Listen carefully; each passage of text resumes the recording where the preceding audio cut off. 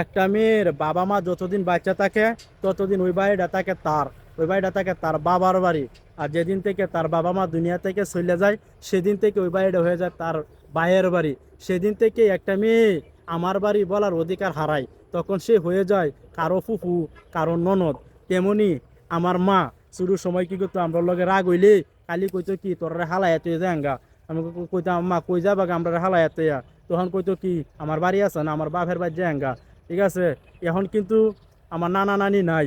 এখন একটা সময় আয়া আমার মাও সেই কথাটা বুঝে লাইছে। আমরা অনেক সময় কই কিরে আগে তোরা রাগ করে তো তোরা কইতাম আমার বাপের বাড়ি আছে, তখন চিন্তা করতাম মা বাবা বাচ্চা আছিল তখন ওই বাড়িটা আমার আছিল। যেদিন থেকে মা বাবা দুনিয়াতে নাই সেদিন থেকে ওই বাড়িটা আমার না, ওই বাড়িটা আমার ভাইয়ের।